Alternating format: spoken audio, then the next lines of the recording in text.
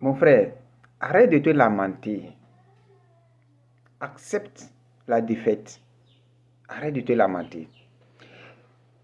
Nous notons aujourd'hui beaucoup de jeunes garçons qui se plaignent, qui pleurent en eux que non, une fille l'a barré, il a vécu une déception amoureuse et il n'a plus envie, il ne sait pas s'il va se marier encore ou pas. Mon frère, j'ai un conseil pour toi ce matin. On nous a dit quoi? Un garçon ne pleure pas. Il faut assumer ta responsabilité. Mais quand tu as démarré une relation qui n'est pas allée à terme, ce n'est pas la fin du monde.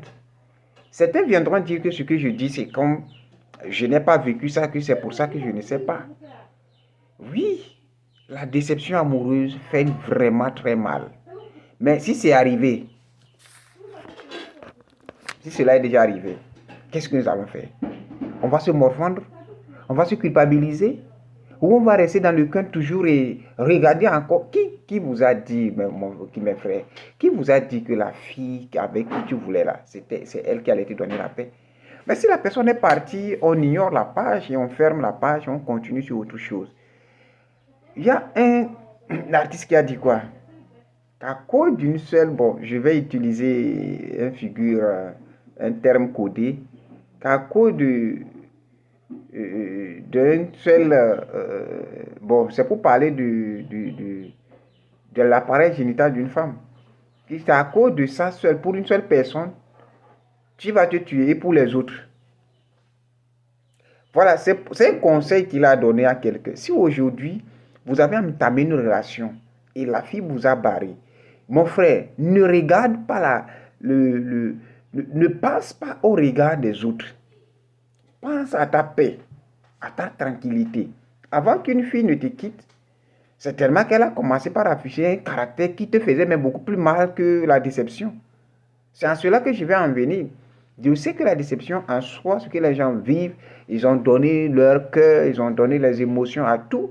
Mais un beau matin, on vient lui dire que non, ça ne fonctionne plus. Mais il faut penser à ce que tu vas subir si la personne était avec toi. Ce qui est parti ne t'appartient pas. Ce qui est déjà parti, mon frère, cela ne t'appartient pas. Si c'était à toi, la personne allait rester. Et si la personne avant de partir, je sais que tu vivais déjà des situations pas possibles, des maux de tête hebdomadaires, des injures, des culpabilités à l'égard de cette personne. Mais pourquoi est-ce que la personne part maintenant, tu te lamentes? Déjà que tu n'avais plus la paix du cœur, déjà que tu n'avais plus la tranquillité de l'esprit. Mon frère, il faut... Aime toi-même, mon frère. Aime toi-même. La paix du cœur est plus meilleure qu'une relation toxique. La paix du cœur est meilleure qu'une relation toxique. Il ne sert à rien d'entrer dans une relation qui ne va jamais te donner la paix.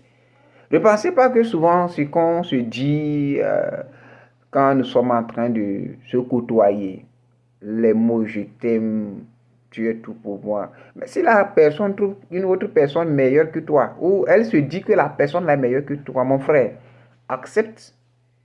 Et maintenant, reviens travailler sur toi. Si on te refuse parce que tu n'as pas la télé, on te verra dans la télévision de celle et de celui qui a la télé là. Voilà. Donc, je pense qu'à certains moments donné, quand ça n'a pas marché, c'est pas la peine de pleurer, mais c'est le moment de s'écouter et de s'évaluer pour voir qu'est-ce qui n'a pas marché.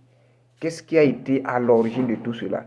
Est-ce que quand j'allais, est-ce que j'avais bien fait le choix? Est-ce que j'avais regardé tout le contour? Sinon, une personne qui te délaisse en chemin était déjà partie avant que cela n'arrive. Et avant que cette personne ne parte, tu avais vécu, tu étais là chaque jour à réparer les situations, à régler des problèmes que toi-même tu ne comprenais pas. Tu fais ceci, on dit que tu n'as pas fait. Tu fais cela, on te juge comme ceci. Mon frère, tu fais des reproches, on ne te répond pas le mal. Qu'est-ce que tu veux? Il ne faut pas être... Ne fermons pas les yeux si c'est un jeu qu'on voit clairement. Une relation qui ne fonctionne pas, mon frère, je vais te dire aujourd'hui, si dans le chemin, la phase de démarche, le caractère est insupportable, laisse tomber. Laisse tomber. C'est pas dans le mariage que tu pourras gérer ça. Si dans tes marches, le moment où le cheminement, ça ne marche pas, plie bagage, on ne négocie pas. Plie bagage, faut partir. Il y a certaines personnes, peut-être que c'est la compréhension qu'on cherche à pouvoir les garder. Mais il y a d'autres, ce n'est même pas la peine.